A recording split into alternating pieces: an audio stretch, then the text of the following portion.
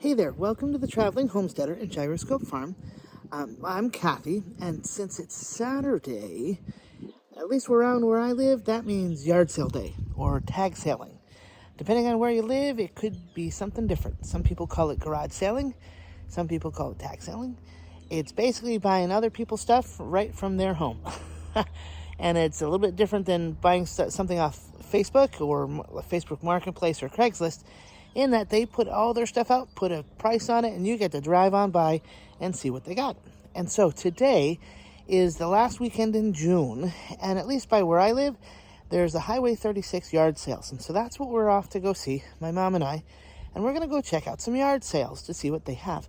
And so this might be another avenue for you to check out to see what you might find at greatly reduced prices. So come along and see what we find.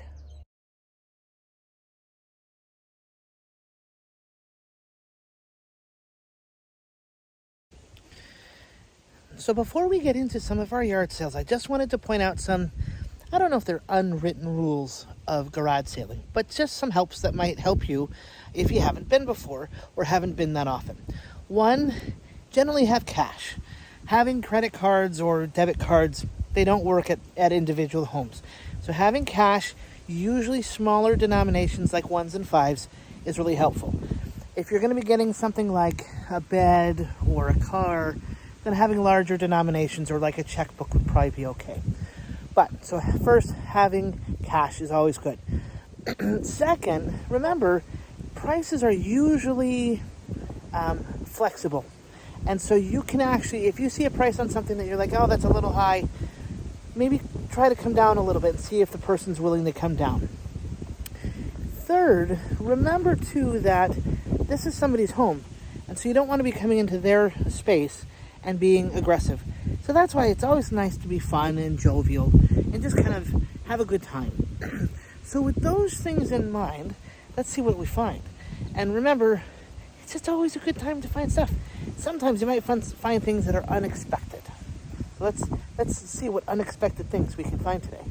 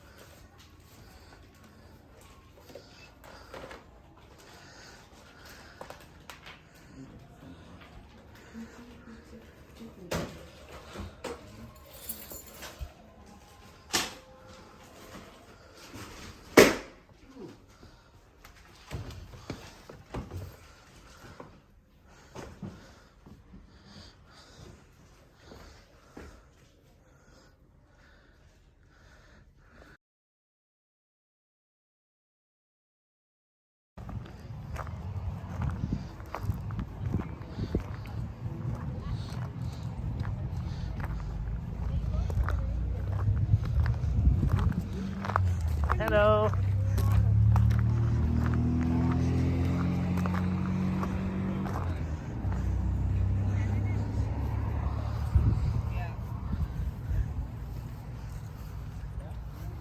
I'll get her something, but these are. Yeah.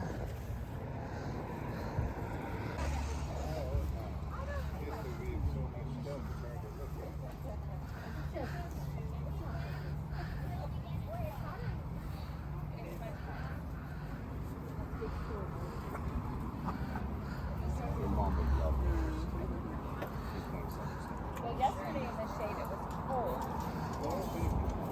And we were like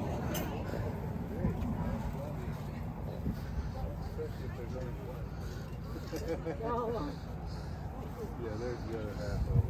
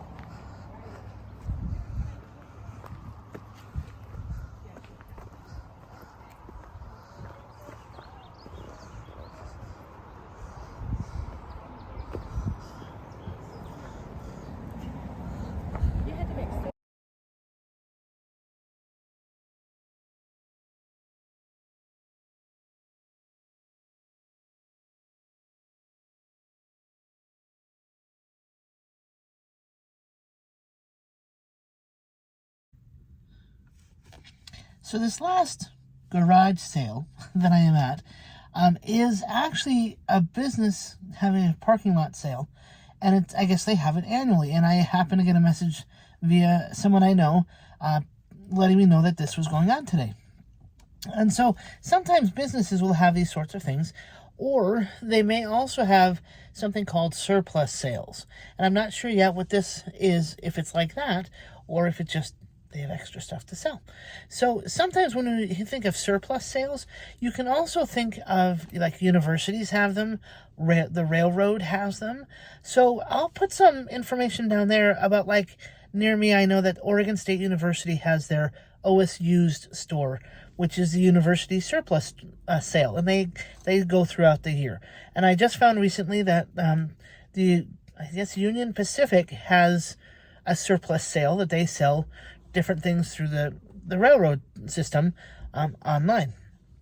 So that may be some other information that we'll include down below, so you can actually check those sorts of sales out too.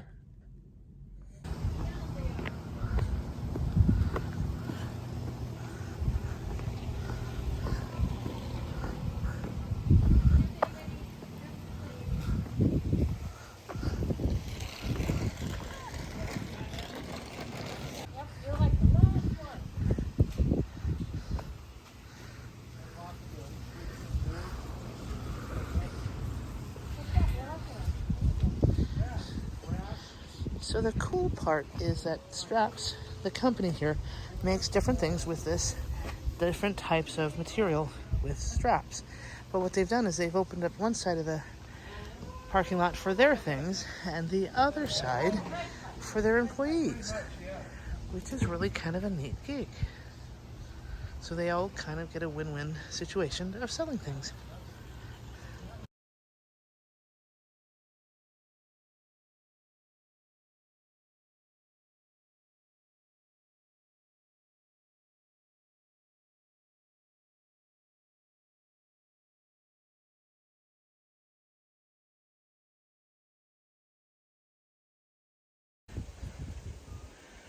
So as you can see, today we found several different places that had kind of a variety of different things. My find for the day ended up being this solar lantern, which is kind of fun.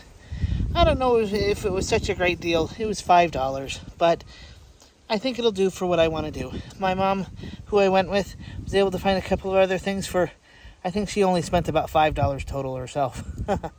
But as you can see with yard sales, they can be in a variety of different places and have a different amount of things there. In one place, one of the last places we went to, it had really hard parking. But that's the kind of cool part about yard sailing too, is being able to see different places. And, I think a couple of the places that we went to actually were for sale. And so that could be another fun way to see how, one, homes for sale, two, how people decorate, three, kind of what people do for their space. And so you can kind of get a couple of different ideas from going to other people's houses for yard sales. So when you think about doing yard sales, they can be fun, they can be work. A lot of times there are people who say they buy and sell things from yard sales, and that's how they make their living, which I haven't figured out yet, but it can work. So with that in mind, I hope you enjoyed this episode of going yard sailing with me on a Saturday. And remember, take the time to go yard sailing, whether it's near you or on vacation or whatever, and just have some fun with it. And sometimes you can find surprises, and sometimes you can find the stuff that you really need on the cheap. So thanks for stopping by with the Gyroscope Farm and the Traveling Homesteader. If you found a great find, mark it down below. So if you found a great find at a yard sale or something like it, why don't you put it down in the comments below and kind of share and see what we all have found. And remember, keep if you like what you see on the Traveling Homesteader, don't forget to subscribe and tell your friends about it. Because remember, subscribing helps me out, and it doesn't do a whole lot for you in that it doesn't cost a whole lot. So hope you have a good day and happy yard selling.